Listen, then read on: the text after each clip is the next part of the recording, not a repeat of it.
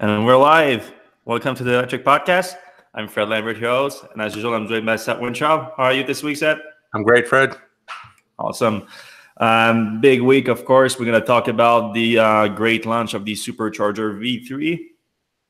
We're going to talk about the progress in Tesla's sort of insane mode transition for the sales model. That's what we've been referencing the transition as the insane mode for Tesla Electrek, and some price change blowback and a bunch of other stuff, especially a few EVs or EV concepts, we should say, that came out of the Geneva Motor Show. But first off, a quick word from our sponsor for this podcast, Dandelion. Yeah, so Dandelion's, again, sponsoring the Electrek Podcast. Dandelion, if you don't know them, is the leading home geothermal company in New York. Homeowners who make the switch to geothermal heating save on average of $2,200 per year. You can visit DandelionEnergy.com/electric to see if your home qualifies. And this is only for New Yorkers at the moment. Did you know that just 5 feet below the surface of your home, the temperature of the earth is warm enough to provide you with heating in the winter? Today's sponsor, Dandelion Energy, uses cutting-edge geothermal technology to harness the earth's warm temperature to safely and reliably heat your home without relying on expensive, outdated, and dangerous heating fuels. Also much better for the environment. And they're doing it with a cost-effective system that it's actually saving homeowners thousands per year on average. How many people currently heat their homes with fuel, oil, and propane? Over 7 million households in the Northeast. So you might be wondering, how come geothermal wasn't viable before? The answer is that past systems have been too expensive and used out-of-date technology, meaning they weren't cost competitive with the fossil fuel heating. Dandelion Energy finally makes residential home geothermal cost competitive with a system eligible for ITC tax credit and other local tax credits. As I mentioned last time, we talked about Dandelion.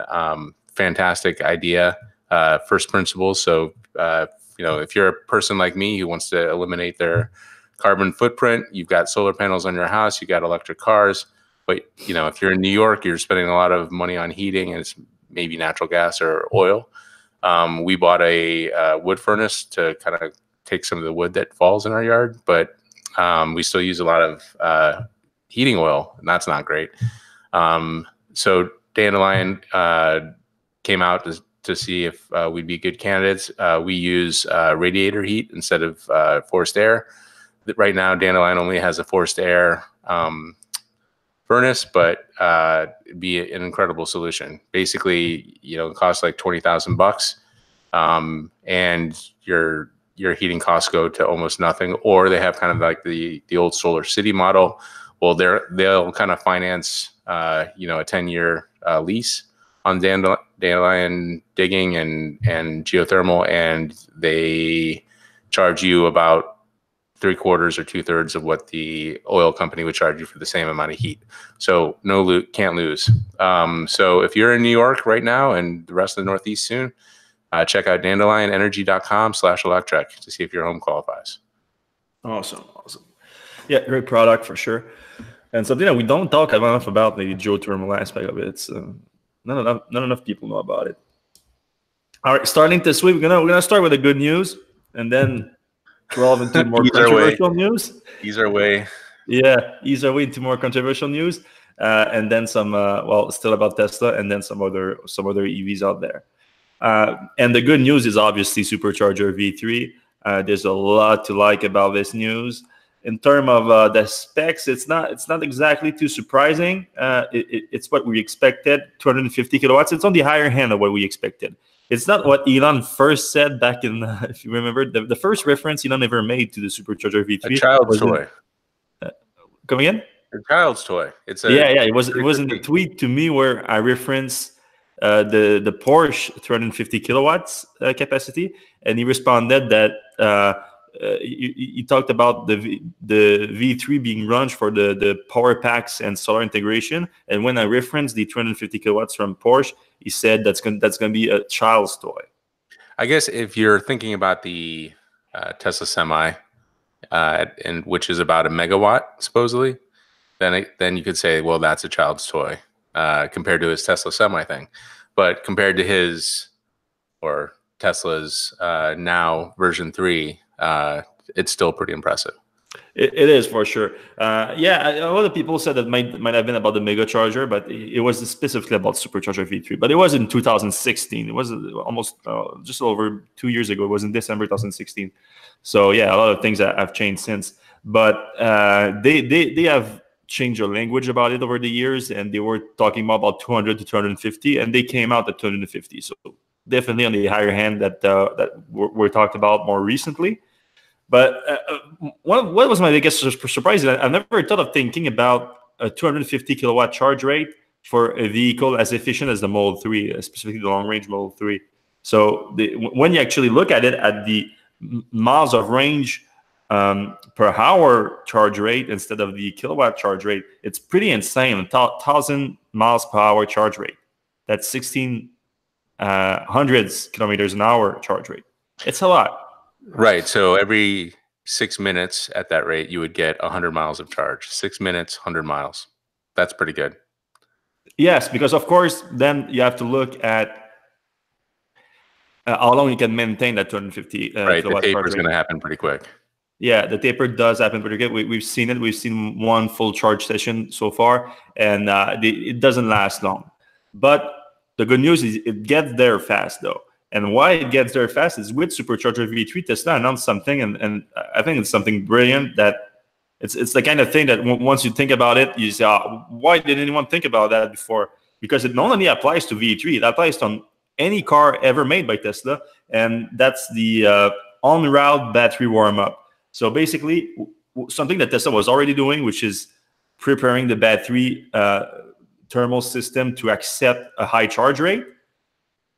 They, instead of doing that once you plug in at the station, if you tell your Tesla that you're going to a station, and you can do that by just entering the supercharger station in your navigation system, you'll probably be doing that anyway.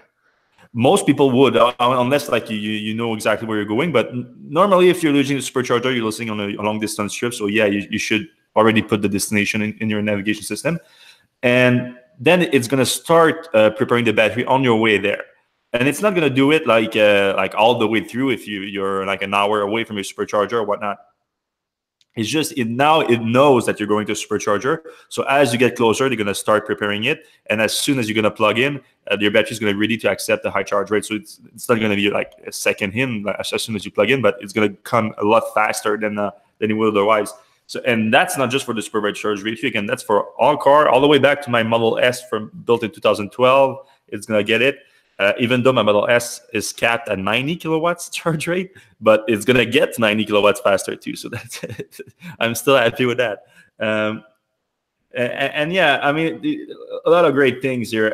Coming back to the V3 itself, though, the actual technology, virtually the same if you look at it. If you look at the stall, except for the cable, the charging cable, which is noticeably thinner, a lot thinner.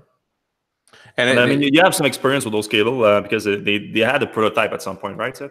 Yeah. So at the Computer History Museum, Tesla used to have a prototype of that. What we now know was that cable, and it's liquid cooled. And somebody took a thermal camera to it, and it's like a spiral of like liquid cooling going through there, which is, like, I don't know much about this technology, but it seems kind of crazy that you can just cool a, electric. What's happening is the resistance is causing heat, and it just doesn't seem like that would be enough cooling, but I guess it is. And I don't know where they store all the cooling liquid in the charger. Like, that must be another part. They probably use a glycol thing, like probably similar to a car. So I guess that's just adds a little bit of complexity to the whole thing. Like, if it's freezing out, does that liquid still flow? A lot of questions, which I'm sure we'll get answers to as these things start rolling out. Yeah, right now it's just at the Fremont Service Center that they have one. The rollout is going to start more significantly next month, which is and throughout the whole second quarter, really. We did get some pictures of the Tesla Design Studio Superchargers getting some sort of repair work done on them this week, so that might also get the V3. That might be good for the event, which is next week there. Yeah, if you want. Well, it's already pretty much confirmed that the Model Y is going to have the same capacity as the Model 3. And that brings us to another interesting point, which is, of course, what car can accept that charge rate. And right now, that's only Model 3s, but it's all Model 3s ever produced. So even your old Model 3 set delivered back early last year, or mine made in September, they are both getting that upgrade. So all of our cars got a little bit better. Though we already knew that it could accept a higher charge rate. So it was more about where you could get the charge rates. And now that's going to be gradually available at new V3 stations. But V2 stations are also getting now 145 kilowatts capacity. And a good point I should mention, the 250 kilowatts capacity, you don't share it with another person with installed next to you like you do with the 120 kilowatts capacity of a V2 supercharger. So as you know, the chart, if you're a Tesla owner, when you arrive at Tesla chargers, you have stall 1A, stall 1B, stall 2A, stall 2B. And if there's someone in the same stall number as you, if you're an A and someone is in B, then you split the whole 130 kilowatt charger, because those stalls are linked to a supercharger cabinet in the back, and that supercharger cabinet is limited to the 120 kilowatts power. It's not at the stall. Tesla changed the whole design with the V3 of those cabinet. So that's one thing that you could discern aside from the cable, a supercharger V3 from a V2, if you do see it in the back of the cabinet, which you probably will never do. But now it's super frustrating when you're at a charging station and somebody pulls up right next to you and they're about to plug in. And you're like, why did you pull up right here? Why can't you just go over there? Oh yeah, if it's not full and they do it, that's It's kind of like when you're going to the bathroom at a urinal and somebody pulls up right next to you. You're like, why are you here? Just go over there. It's the same rules. Same rules apply. Yeah.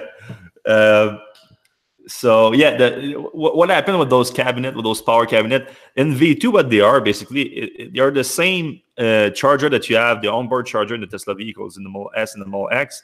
They just tag them up together, and that's the inverter for the charging power of the supercharger. Instead of doing that with V3, they use the similar technology that they use for their commercial inverter for their energy storage system, like their very large converter. And those are megawatts converter, 1 megawatt. Using that, instead, they use just one to power 4 stalls. So that's 250 kilowatts per stall. That's a lot of power, though. I don't know if all the Tesla stations that currently exist can take a megawatt coming in. My understanding is that they don't. So I don't think that Tesla would necessarily upgrade their existing V2 supercharger. They're just going to keep them and build V3 supercharger at new stations. Or if they do make it at the same places as the V3 station, but they're going to do it like separately as like an add-on to the stations. And those V2 stations are also all getting upgrade to 145. So we already knew that at least the latest V2 stations were able to 145 kilowatts capacity. The limitation was at the car. So fairly quickly, at least the Model 3s should all be able to charge faster at even V2 supercharger, which is nice. And Model S and X, is the big question mark from that whole event. It's the thing that's less fun about the event, that even though they said that they're going to increase the charging capacity of the Model S and X, they didn't say by how much, and they didn't say exactly which car. Because I was from when they were built. I mean, because I assume that it can be all Model S and X ever, even though through the what's it called again? That feature, the on-route battery warm-up. Through the on-route battery warm-up, technically all cars have faster charging. They don't have a higher charge rate necessarily, but they have faster overall, less time spent at the station. Tesla actually released a graphic about that. They show that even I had 120 kilowatt station with that new feature, you should spend 25% less time at the station. And then if you combine that feature, the on-route battery warm-up feature, to the 250 kilowatt charger and a car that's able to take 250, again, that's a Model 3, that's a 50% decrease at the station. And I think that has some very good implication for the overall value and capacity of the supercharger network, right? Yeah, it's almost getting too fast. Like, what I usually do is on trips, I'll park the car at the supercharger and expect like, a half hour to 45 minutes of charging, enough time to go to the bathroom, get some food, sit down, maybe do some shop. We'd stop at the Whole Foods up in Albany, and I'm thinking now like that this is going to be done in like 15 minutes. Like I can't get all my stuff done, and then I'm going to get busted for leaving my car at the charger. Also, I think Some idle fees. yeah, Maybe idle some fees. idle fees. You got to run out in the middle of your meal to move your Tesla. Yeah. The other thing is, I don't know if this is, whatever, but we saw that at this charging station, it would only charge to 80%. So I don't know if that was just because of the, the nature of it, or if these high-powered superchargers, V3 superchargers, would only charge to 80% because of the high demand. I mean, I guess you could just take your car at that point and move it to a regular supercharger, or I don't know.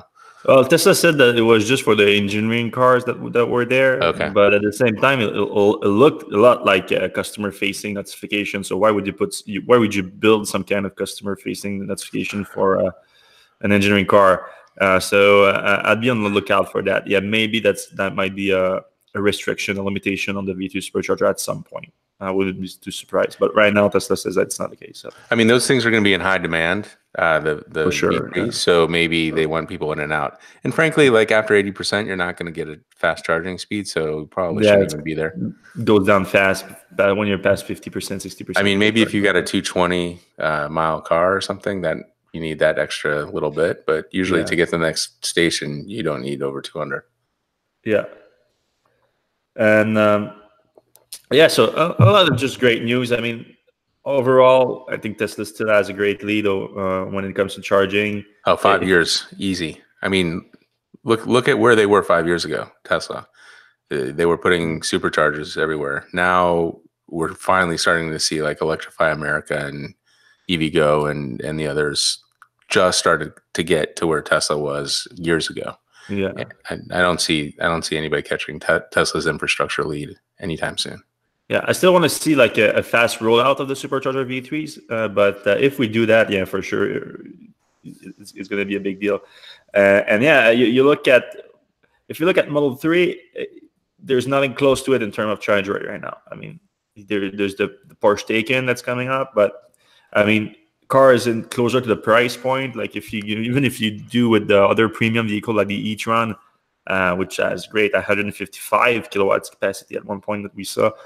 Still doesn't come close to this, but they maintained it for longer. Yeah, the e-tron maintains it longer, but it gets way fewer miles per kilowatt hour. So even if it's charging at the same rate, the Model 3 will go 30, 40, 50% further on that charge. So that's really the way that we should look at it, right? It's just, you have to combine with the efficiency of the car to get a great look. So even if you will see the Taycan that's going to get a 350, first of all, I want to see the Taycan, how long we can maintain the 350. I don't think that's going to be a very long, much like Tesla with the 250, but maybe even less than that. And yeah, then the Taycan is not going to be that efficient of a car. I mean, you're talking about 500 kilometers right now. That's the only figure that they released, but 500 kilometers, that was back when they were still using the NEDC standard, which, of course, we know is very lax. And so I think it's going to be you're going to get over 200 miles, but not by that much. So with a 90 kilowatt hour battery pack, I think the base one or the mid-range one is going to be for the Taycan. I don't remember. Yeah, but I think they're gonna have a few battery packs option for the Taycan, so there might be one that's more efficient. We'll see. But yeah, a killer announcement from Tesla this week. Much better delivered, I think, than the other news. Base Model 3 the week prior, the week before that, which I think was one of Tesla's worst announcements. Where it was like the greatest product that we've been waiting for a long time, but the announcement itself was poorly handled. The V3 was great. Aside from, like I said, I'd like some more clarity with what's going on with the Model S and X, especially new Model S and X, because doesn't sound like even the new ones being built right now have the 250 kilowatts capacity. Yeah, and that's based on the wiring inside. I think last I heard it was like capped at 150 amps. No. Anyway, the theoretical maximum on the a couple years ago's Model S and X was like, I want to say 150 kilowatt or something. Does that sound right? Yeah. So they'll get the 145. It's a kind of a big deal. Like if I'm deciding between a Model S and a Model 3, and I'm thinking about long trips, and it's going to take 20 minutes less time to charge a Model 3 than a Model S. That's a big factor. Yeah. And I like, especially with the e-tron coming, and I mean, the iPace and the EQC maybe too, but I think their charge rate is not that impressive. I felt like Tesla would have at least confirmed from Model X, and especially for Model X, which a lot of the people, even though I don't agree completely, are pinning those cars against each other. I feel like if they could have beaten the 150 kilowatts charge rate of the e-tron, they would have announced it. Like, I think that would have been a big deal, because arguably that's the only thing, only spec where the e-tron beats the Model X. Yeah, and I mean, I don't know how much normal people care about that, but I know people like you and me, it's a big deal for. But again, if you go back and you look at the actual charge rate of miles of range per hour, then the Model X, even without that update, is pretty damn close to the e-tron. It's more efficient. Yeah, it's a lot more efficient. But great news overall. Now, let's move on to some of the drawbacks with the price changes. So we've been last few weeks we've been talking about the Model S and X price changes in the US, which have been about 10,000 to, I think, like the max is maybe 12,000 for the performance version, which is a big deal. It's a big difference for what has been basically only justified by moving sales online. But what happened in the US is nothing like what happened in the rest of the markets where Tesla is involved. Several markets in Europe, so like 30, 40, between $25,000 and $30,000, the equivalent of $20,000 difference in the normally in euros, and a few other like in Britain also they had a big difference in pounds of whatever currency they're using in specific markets. So much bigger difference, but nothing close to China and Taiwan.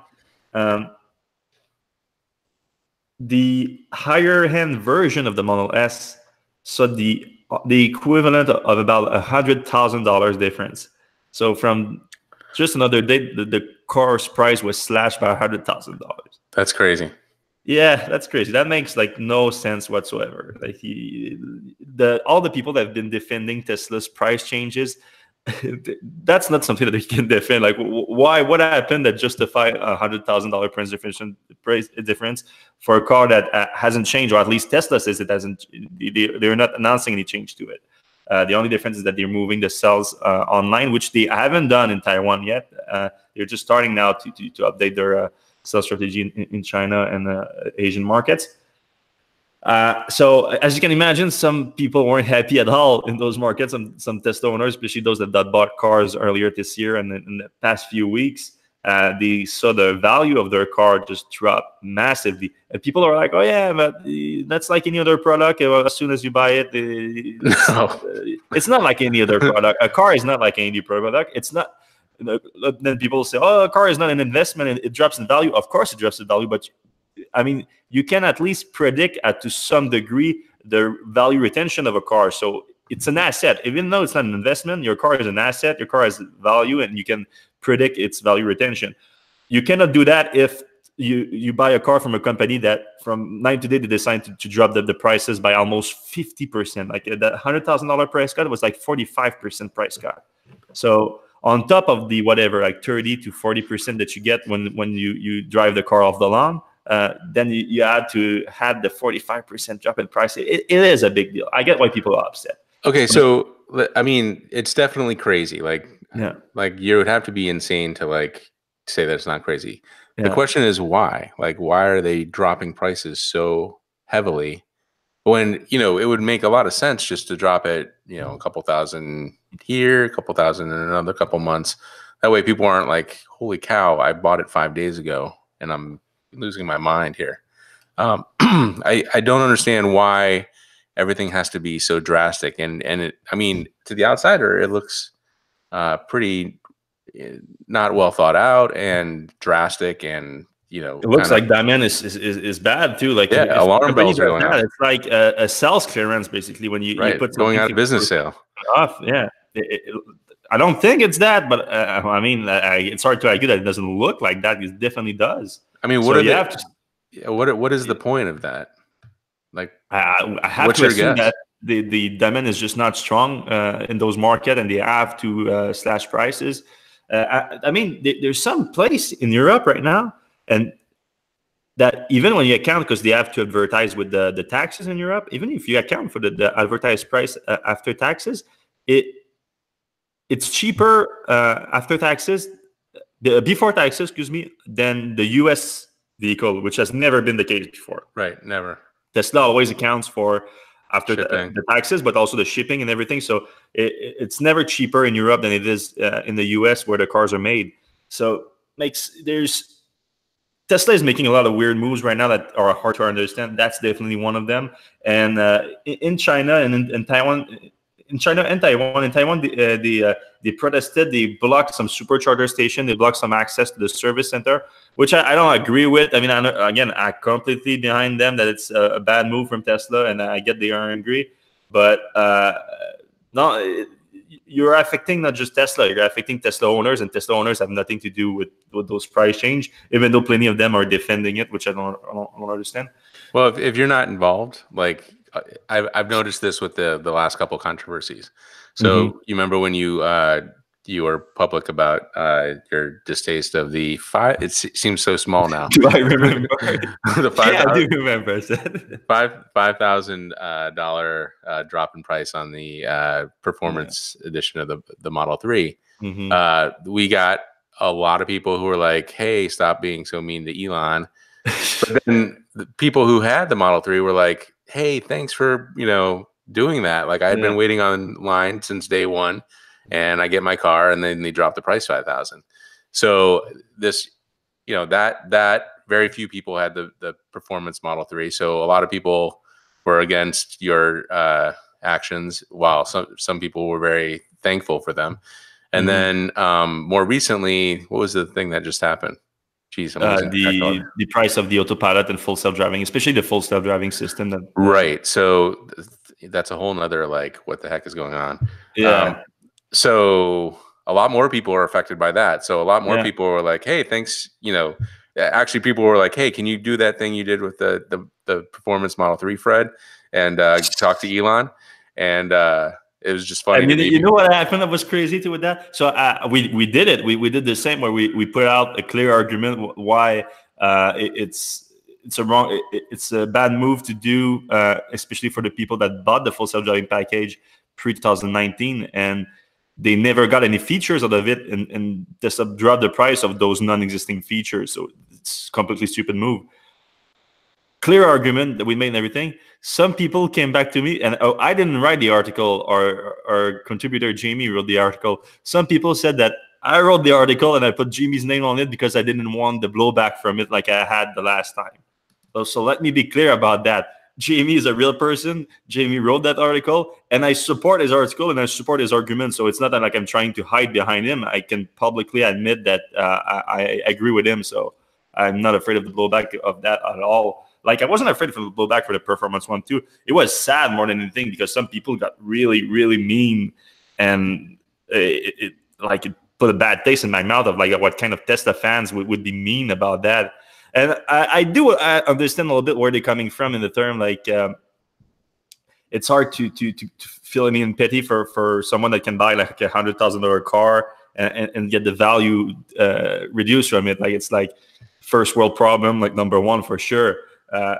And I get that, but you cannot look at it like that. You have to look at it from Tesla's perspective, and Tesla's perspective is that they have some great ambassadors, owners. Like, the owners are ambassadors of the brand. They support Tesla incredibly well. They sell a ton of cars, and ourselves are included in that. We help sell a ton of Teslas, and doing us like that, where they out of nowhere they devalue our cars just for demand creation type of deal, and a gross margin playing with their gross margin because they can't figure out like how to make cars for a stable gross margin. It is sad that's it. But it's the same thing with those people. So like, especially like in Taiwan, those people that bought like $200,000 cars and they see the value. I get that it's hard to feel bad for a guy that can buy a $200,000 car. I can understand that. Same thing for the full self-driving. I mean, the biggest comment that we have is like, that I get that it's bad for you that you didn't get any features for that, and you paid more than people are paying now for a feature that doesn't exist. But then why did you think of buying something called the full self-driving package from Tesla when they don't have the feature? And I get that too. I reported on that like years ago that it wasn't maybe a good idea to buy that package because features don't exist, and I didn't buy it on my own car. So, but even though I didn't buy it, I still think that it's shitty from Tesla to change the price of features that they never released. Yeah. So I don't think we're ever going to satisfy everybody. No, that's the moral of it, right? Yeah.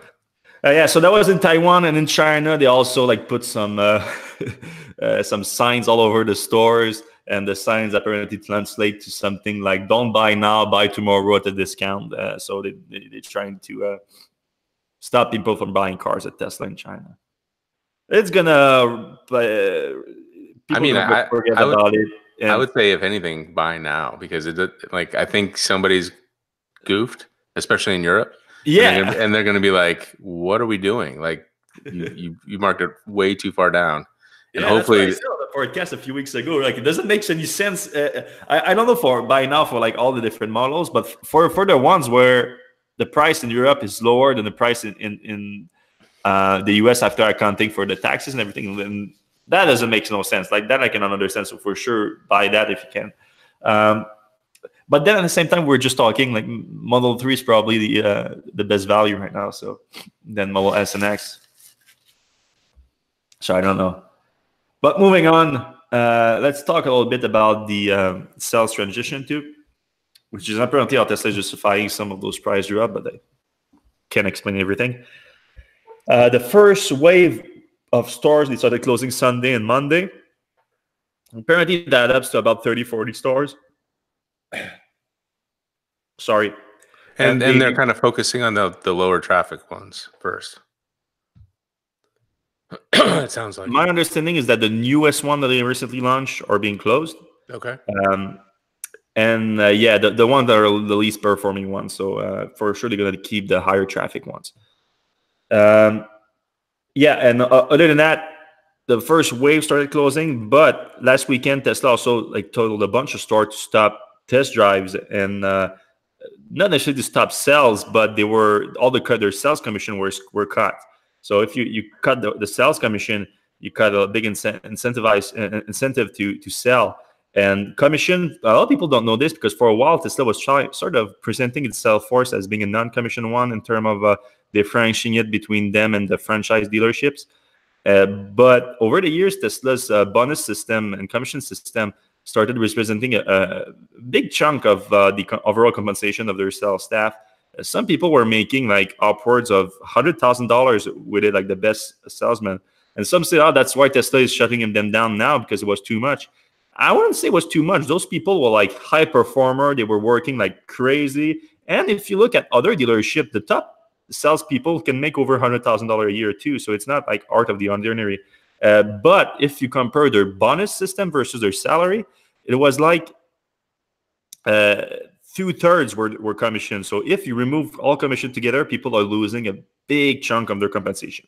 And now what we learned today is that Tesla told some of those stores that, okay, it's business as usual. We won't make any other changes for the rest of the month.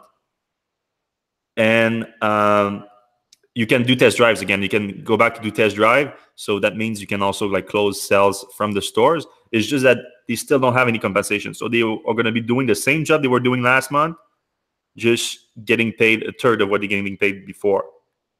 Which is crazy.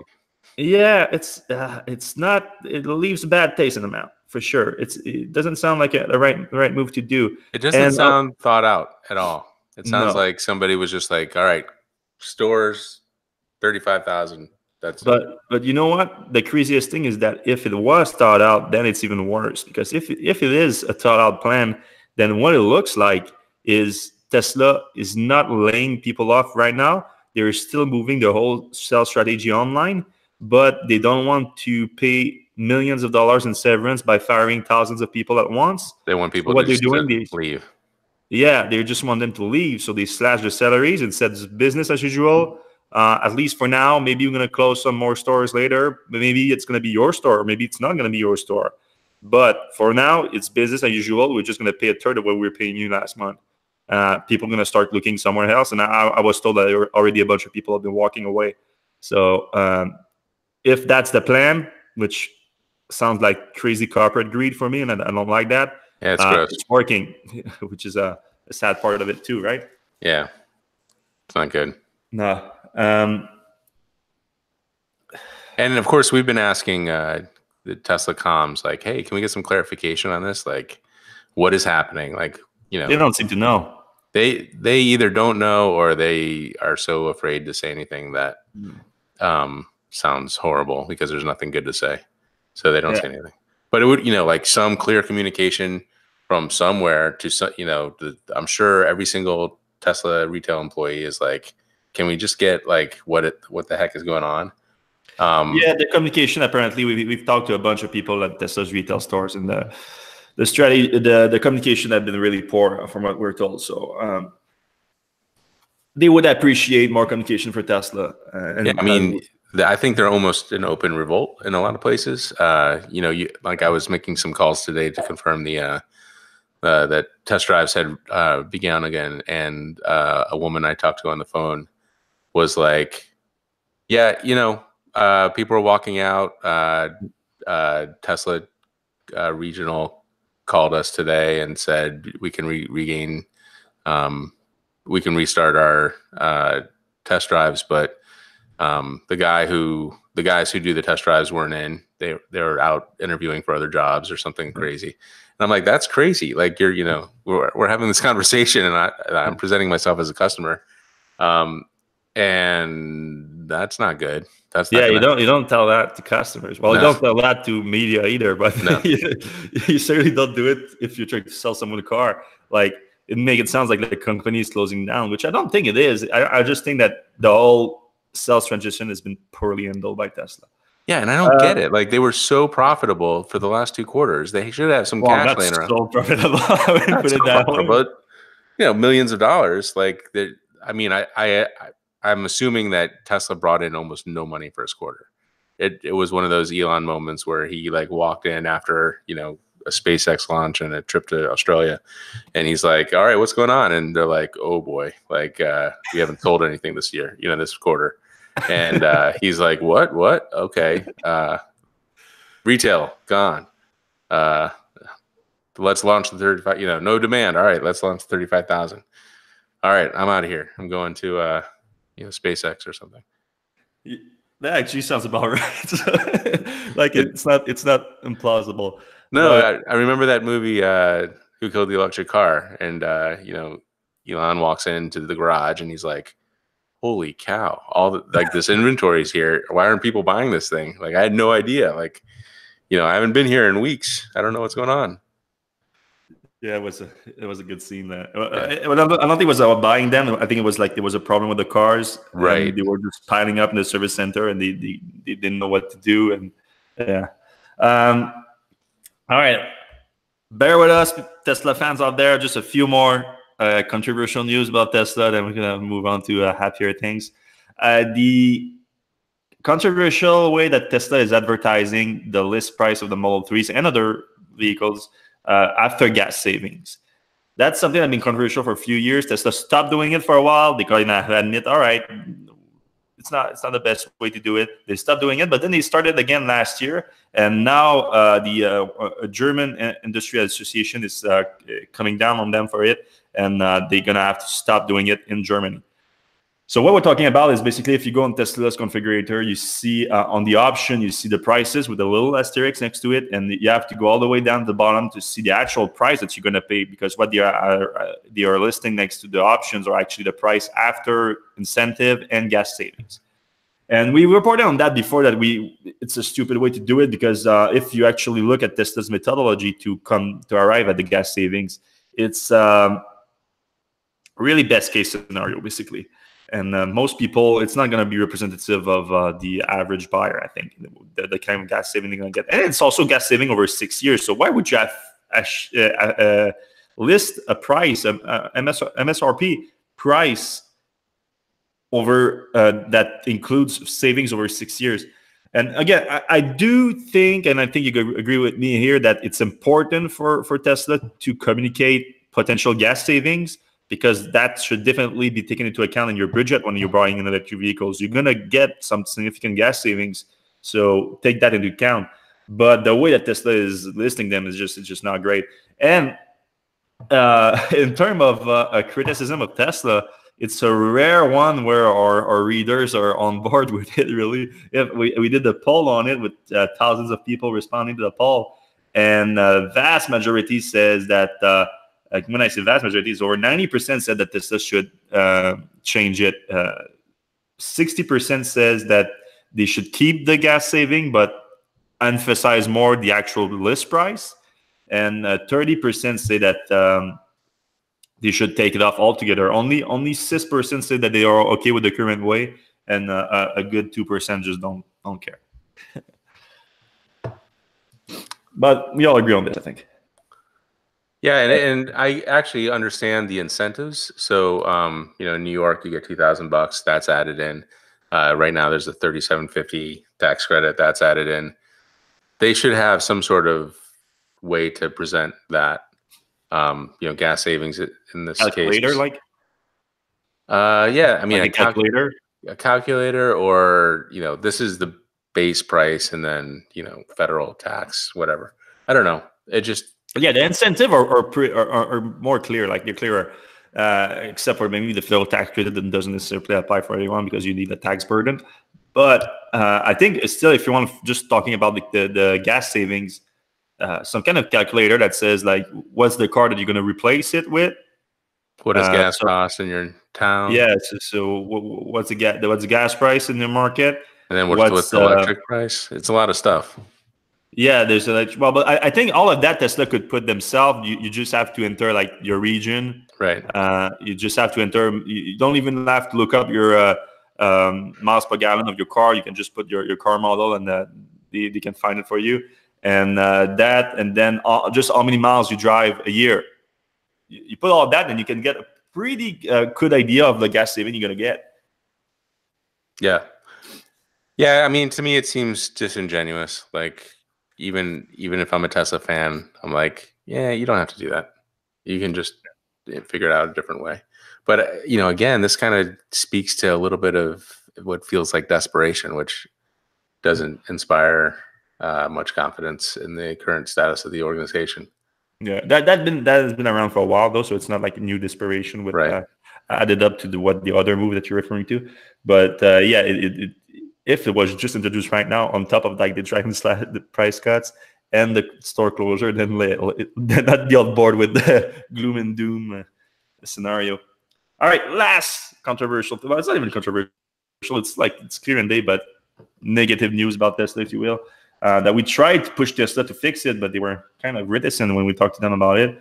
Hopefully, some kind of attention around it will change something.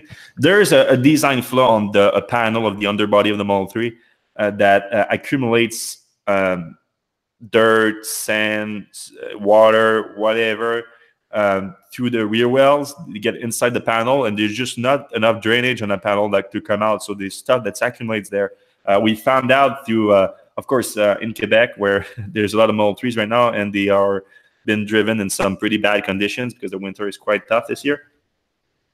And of course, we put a lot of sand in Quebec on the roads to de-ice the roads. So there's a lot of dirt that's created, and it can affect your underbody. So a bunch of people are getting anti-rust treatments on their Model 3s. And Antirouille Bolduc, just outside of Quebec City, is sort of an expert in electric vehicles. He's been doing Teslas for a while, but he's also been doing like a Nissan Leaf and Volts, and he knows a lot about EVs. Even recently, one of the first Kona EV in Quebec. Was it a Kona or was it a Nero? Which are? So he knows his stuff, and he's seen 25 Model 3 so far, and they all have the same problem of a ton of dirt accumulating in the back panel. We posted a video on Electrek where he just removes all the dirt from it, and there was literally 45 pounds of dirt inside that car. He weighted it and everything, and so there's a lot of things accumulating, and he linked it. I mean, it's not that big of a deal to just have dirt accumulating, though it's a lot of dirt. Like it starts to add up, and you can put pressure on the panel and everything. But what he linked it to is, if you remember last year when we saw two Model 3's bumper just falling off after driving in some puddles of water, some high puddles of water. He says that that's most likely the design defect on the panel, not having any drainage, that caused this issue. Is directly linked to that issue too, because if it says that it wasn't dirt and everything, if it was actually water and a lot of water that gets inside the panel, and that panel is directly attached to the rear bumper. So if there's not drainage on that, the water would just put a lot of pressure on the bumper. It would just fall off. And he gave some good example of other EVs that have a closed underbody, but they have drainage on a specific position on that same underbody panels. And he shows how more efficient it is. Anyway,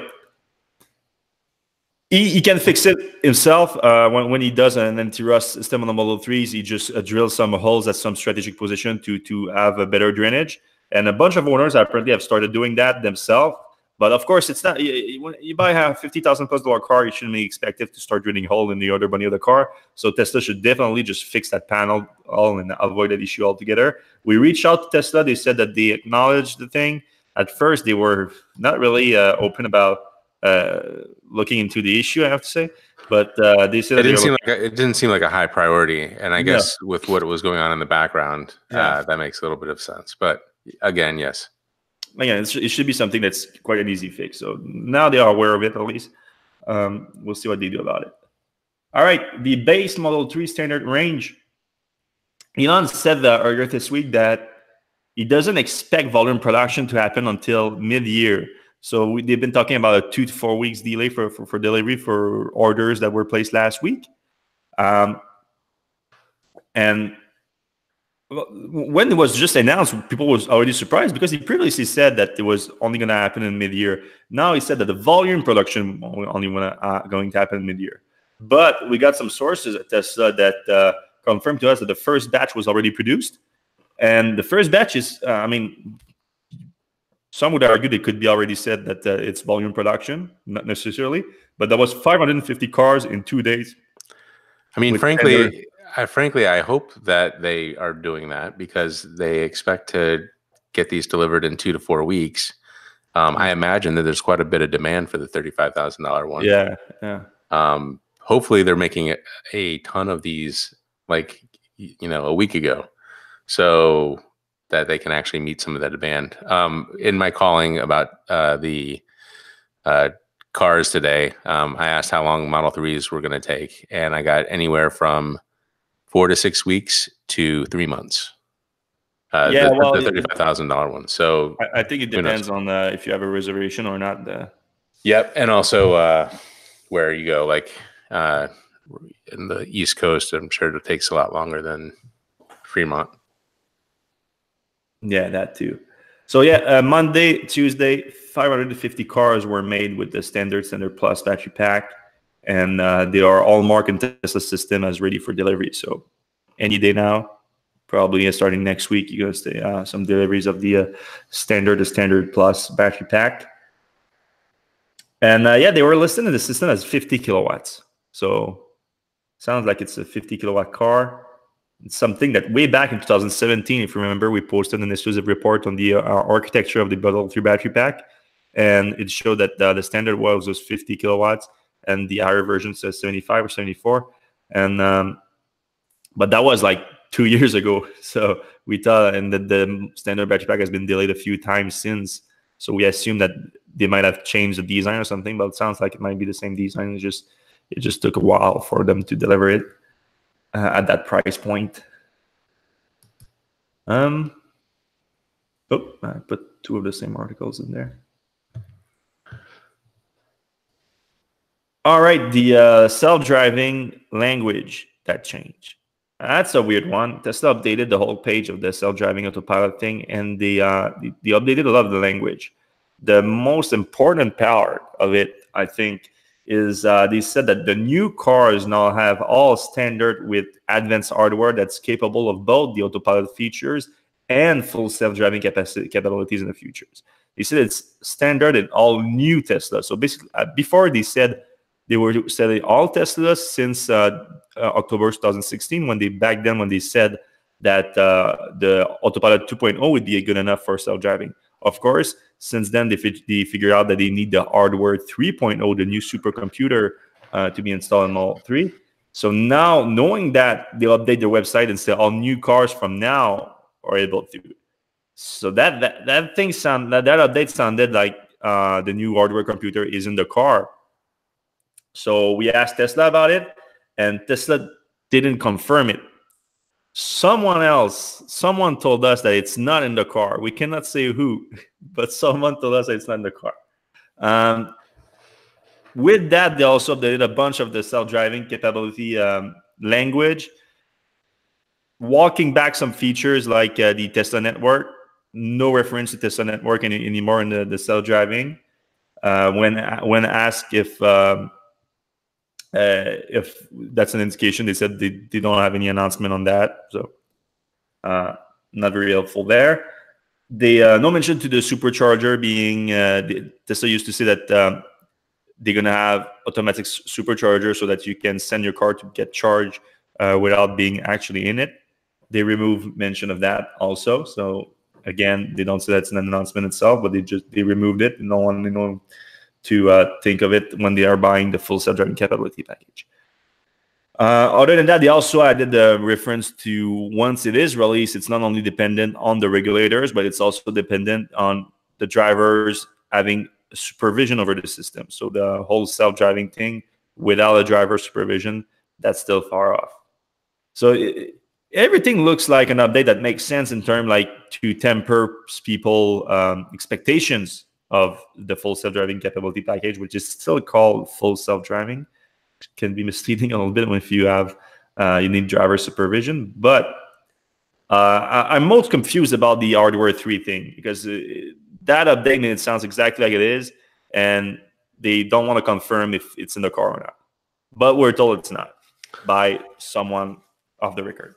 But that person who told us that it's not off the record may have had some ulterior motives because they want us to not tell the world that.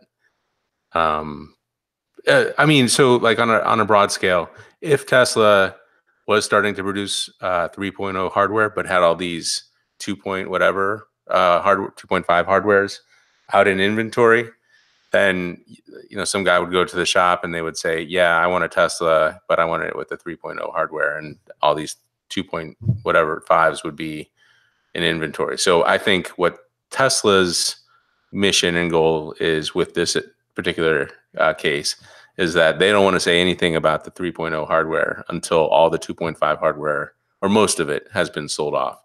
Kind of like when they went from Autopilot 1 to Autopilot 2. They started producing it, but they didn't say Autopilot hardware 2 is available until it was like every car out there, right? But I completely that everything you said makes sense. But then don't write on your website that all new cars come standard with advanced hardware capable of providing autopilot features today and full self-driving capabilities in the futures through software updates. So the website says basically you got everything you need in your car. Now you're just gonna need some software update. Which Tesla said the same thing before, not with new cars, but back in 2016. But since then they have said that they're gonna need the hardware update. So again, it's a communication problem with Tesla, but that's nothing new. And the hardware, the hardware update would be free to people who have full autopilot. Which presumably that's what they've previously said, but things change. You never know. Lastly, let's move on from Tesla for the last 5 minutes of the show, which just seems to be an habit with us. And I mean, it was Geneva Motor Show launch this week, and there was tons of EVs there being launched, but kind of underwhelming a little bit because they were all basically very much concept vehicles. But some of them, even though they were concept, they announced at the same time that they're going to be production version coming fairly soon. So that's still a good news. But what they unveil, it's concept vehicles. I think the two most important one is the Audi Q4 e-tron SUV, which is basically a smaller version of the current e-tron. It still has about 280 miles of range, but that's probably WLTP. So let's stay closer to 230 or something like that, which is closer to what the current e-tron is getting. And the car, I mean, it looks like the e-tron, just smaller. So it's going to be probably like Model Y competitor. Yeah, definitely a Model Y competitor. It has 2 electric motors for a 225 kilowatts output, 0 to 60 acceleration in 6.3 seconds, top speed 111 miles per hour. That 280 miles range, WLTP, is powered by a 82 kilowatt battery pack. Looks like a great package. I mean, if it's just like the e-tron and smaller and delivered with the same quality that Audi is generally known for, I think it's going to be a great car in this segment, depending again on the price point. So nothing has been announced for the price point. We need to know like just how much less expensive than the current e-tron, which start at 71, 769, 71, around $70,000. I mean, what do you think a price should be for that for a Q4 e-tron? I don't know. So what it should be probably in 60s. So, oh yeah. I mean, it's an Audi, so it can't be like Kona or whatever. Yeah, I don't know. It's hard to say. I was hoping closer to 50, 55. Yeah, maybe. Yeah, that maybe makes sense. I mean, if it wasn't so after tax credit, it'll be in the 50s. But yeah, I'm talking before. Yeah, so if it is, that's a pretty good price. That's getting closer to the Kona. Yeah, I mean a Q7, Q8 are starting in the 60s, so like that's like a big SUV. What's the closest? It would be like a Q3, Q4. It doesn't exist right yet. It's Q4 was just for the e-tron, I think. Yeah. Q3 SUV is start at 35. So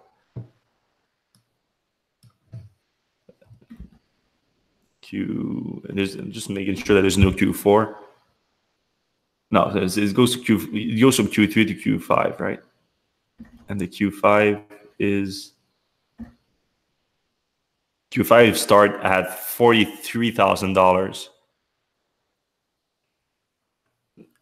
Assuming it's around the same size as a Q5, even though it's called a Q4. Ideally, I would like to see it start around the same price. I know it's not going to be the case, and it's fine not being the case after gas price savings and after incentive and everything. But I would like to see it not start over $55,000. If that's the case, I think it's going to be a top seller for sure. Lastly, Mercedes-Benz launched the Eqv, the latest all-electric vehicle as part of their EQ brand, which is their all-electric car brand. And it's a minivan. The Eqv is a minivan. I wouldn't say a minivan. It's like a full-size van, isn't it? It's not like a Sprinter van, but I don't know. Is it a minivan? I'd call that a minivan. Okay. Look, I mean, it is a big van, but I never got the minivan because they're always like quite big cars. Like they're SUV size. They're just van shape, but they're not commercial vans. Right. Definitely not commercial van size. And I think it's also geared towards families. And I mean, you could do like a shuttle type thing, but it's going to be a small shuttle. So yeah, I think minivan applies. They're not calling it a minivan. Of course, they're calling it the MPV segment, which is better for marketing, I assume. And because no one wants to buy a minivan, something called a minivan, I mean. Yeah, almost 250 miles of range on that thing, which with a pretty significant 100 kilowatt-hour battery pack. It has a front-wheel drive with a 150 kilowatt motor, so nothing very powerful especially for a vehicle of that size. But you don't never expect anything powerful from a minivan anyway. So yeah, it could be something good. I mean, and Mercedes, especially in Europe, they're quite popular in that segment. So an electric version is gonna change some gas mileage into electric mileage, which is always good. Of course, still no pricing information. Full specs and pricing information are expected later this year, and the production version is going to launch in September. Oh yeah, the Q4 e-tron also I didn't mention, but the production version is also coming later this year, also in Frankfurt, I think. Probably going to need to go to Frankfurt in September, said. Oh, cool. I like Frankfurt. Yeah, never been, but I think we're going to need to go because the Germans are coming with a bunch of production electric cars. And I mean, we could have gone to Geneva this year because there was a ton of EVs. I mean, we just mentioned those two, but there were a bunch of others, but they were all very much concept, which doesn't excite us much. Production ones, though, that gets me going. And Frankfurt might be the place for it later this year. So thanks a lot for listening, everyone. Thanks a lot to our subscribers on YouTube and our podcast subscribers on whatever podcast app you're using. Thanks a lot to Dandelion for sponsoring the podcast this week. And we're going to see you same place, same time next week. Bye-bye.